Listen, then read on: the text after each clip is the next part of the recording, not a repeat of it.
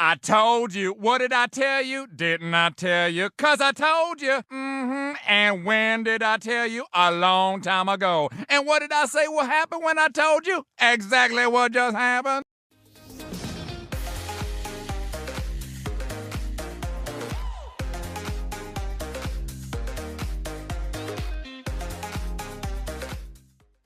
I was countless number of times recommended to watch the Nani and Nazriya starrer Ante Sundaraniki directed by Vivek Athreya, but as does happen with the number of releases and topics to cover, this movie, like Shyam Singh Roy, slipped in my schedule to watch in theatres. Something about Nani and romantic films, you can't really ignore them for too long, and as this beautiful film ended up on Netflix, I couldn't help myself but tune in immediately, and boy do I regret not watching it with the Telugu film fans in theatres. Vivek Athreya, even with his previous venture, really created a name for himself for his distinct style of designing the film storyline. Stylized cinematography with vibrant colors and a screenplay that is never presented in a chronological order, allowing the viewers to uncover the events as they occur rather than already having an idea of how things will transpire.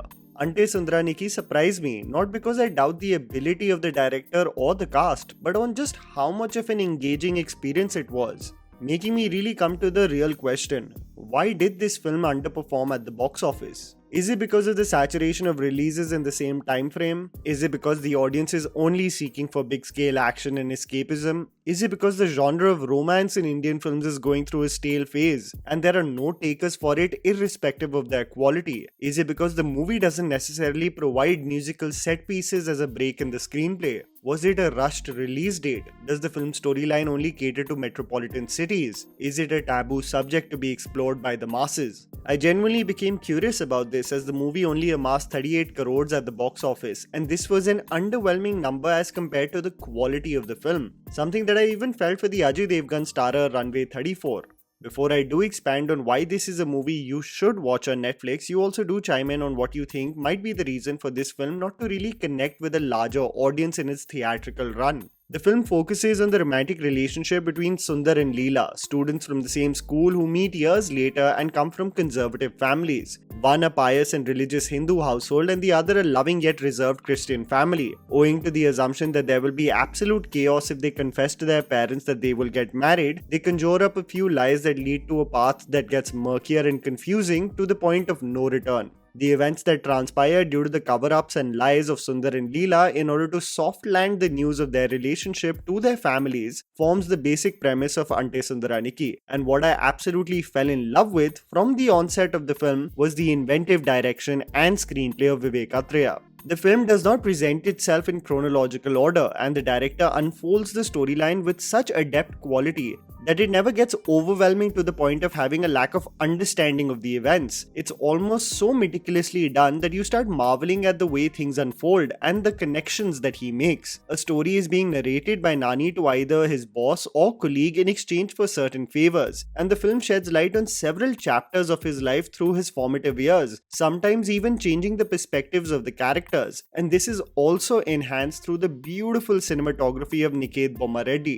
In the pursuit of conjuring up some stories, Nani and Nazriya imagine several hypotheticals, and these discussions are had with young versions of themselves, accounting for such an inventive take in providing a distinct quality to his storytelling. Whether it be the backwaters of Kerala or even the realization of love for one another, there's a distinct use of visuals to engage you in the romantic union, making me also come to the conclusion that this is the most organic development of a relationship that I have seen in a Telugu film in a long time. I mean, you all know that I've been critical of the hints of stalking and harassment in Telugu cinema, but other than Sekhar Kamula, I thought beautiful love stories were almost absent, but Vivek really develops the relationship between Sundar and Leela beautifully. From the seeds that are sown during their school days, heartbreak that pulls them apart, and for only chance to reunite them again, it is such a breeze to witness. Nani and Nazriya's relationship and how it's portrayed in this movie really does exemplify Nani's title of being a natural star, and this being Nazriya's first Telugu film, she really does take the shape of water,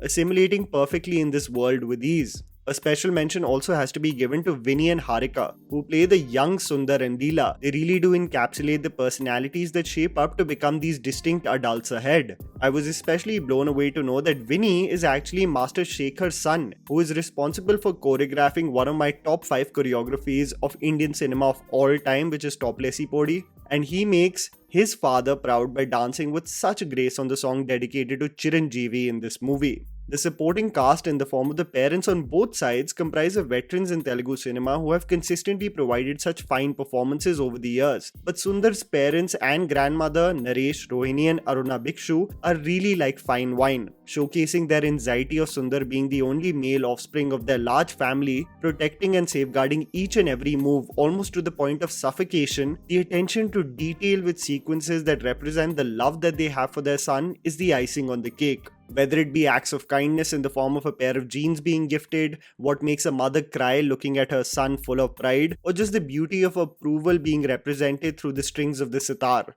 Trust me when I say this, Vivek Athreya really has designed a beautiful film that just becomes 10 times more memorable due to its performances. Vivek Sagar, through the music that he provides for the film, is also a key contributor of this movie becoming so memorable.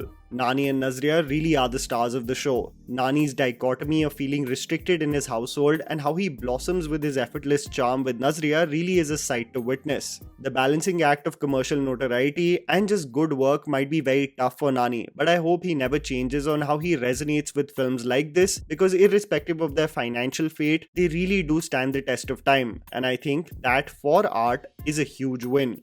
Why this film got some poor reviews, why it underperformed at the box office will still be a mystery to me. But what I can say is two things with absolute conviction. I hate the character of Joseph. Yes, I know he's a very talented director, but he plays the man with such ease that I started hating him instantly. And two, this man might be the most patient boss known to mankind. Don't miss this one, honestly. I'm still taken aback on how the masses didn't lap it up and celebrate it in theaters.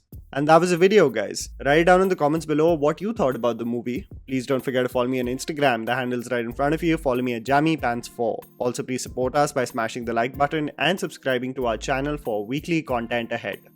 Thank you for watching.